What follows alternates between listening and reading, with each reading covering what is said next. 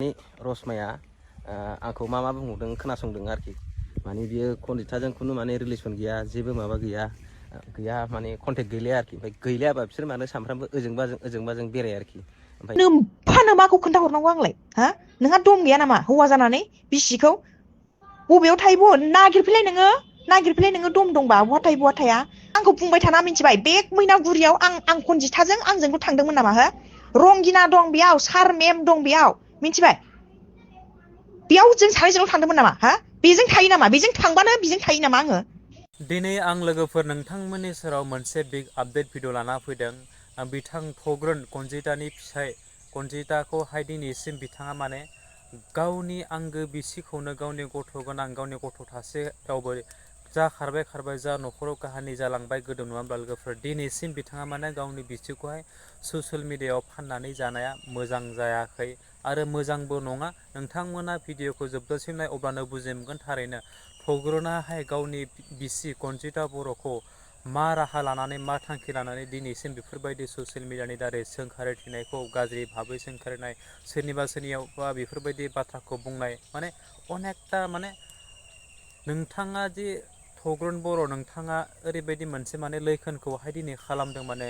हौवा माहारिनि मान सनमानावहाय नोंथाङा गोग्लैया होननाय बेफोरबायदि जाथायखौहाय खालामदों आरोना लोगोफोर गोदो जा जाबाय नांलायबाय खमलायबाय बेफोरबायदि गावस्रालायबाय बेफोरबायदि सिरि था नङा होमब्ला लोगोफोर नांगौ जायोब्ला नोंथांमोना समाधान जुदि हिनजावखौ नांफिनगौब्ला बा गथ'खौ नांफिनगौब्ला नोंथांमोना मोजाङै रायज्लायनानै समाधान खालामनानै बाथ्राखौहाय बेफोरबायदि खालाम माने ससियेल मिडियायाव दिनै गावनि हिनजावखौ बेफोरबायदि फानथिंबाय थानांगौनि बाथ्रा जेबो गोनांथि गैया आरोना लोगोफोर जियानो जा तग्रुन बर'आहाय दिनै गावनि कनजिताखौ लानानै लोगोसे कल रेकर्डिं मोननैसो भाइरेल जादों लोगोफोर रशमा ब्रह्म सिस्टारजोंहाय रायलायनाय ना मानाय आं मोनथिला माथोखौहाय बिदि बायदि खोनादों आरोना लोगोफोर जियानो जा नोंथांमोना भिडिअखौ जोबजासिम नाय तग्रुनाहाय मा फोरमायलांखो आरो मा दिन्थिलांखो नोंथांमोननि सेरावहाय आरोना लोगोफोर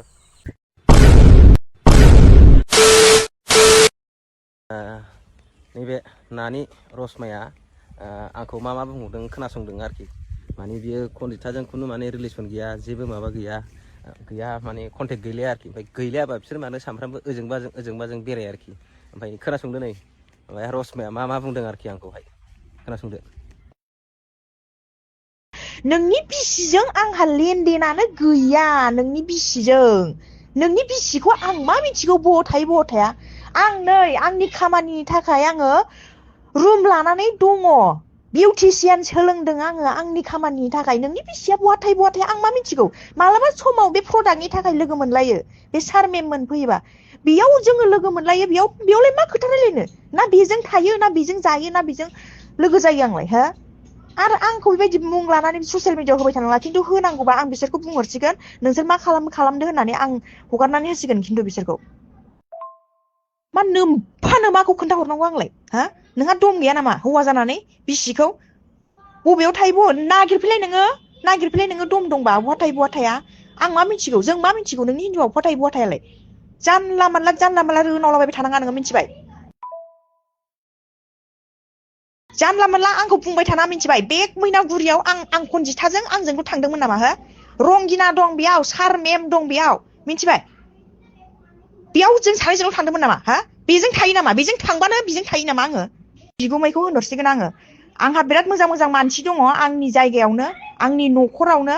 आंनि नामा ससियेल मिडियायाव फैबावनांगौबा बेयाव थांनाया मा नोंहा मा खहा जाखो बेयाव थांनाया हा कनजिताजों थांबानो कनजितानि गासिबो गुदि बिजौ A to Z जों एग्रुंनानै लाबोग्रा नामा बिनि थाखाय जोङो डिटेल्स बरनग्रा नामा कनजिताया बहा थायो बहा मायो जों बिनि डिटेल्स बरनग्रा मा मोनजादों जोंलाय कनजितानि डिटेल्स बरननो स' नोंथांमोन खोनासंबाय दा रशमाया मा होनदों आंखौहाय कनजिताखौनो बियोहा जेबो माबा गैया नै गैयाब्ला मानो बिसोरो दाख्लैहाय मैयाहाय माने बेरायखो आरोखि बिसोर ज' लोगो जानानै नायदो लासिंसिं मा बाथ्रा बुंहरदों बियो गाज्रि माबा बिगुमैफोरखौ थिनहरसै थिनहर आङो थिनहर आंना थिनहरनायखौसो मोजां मोनो थिनहरथोंसै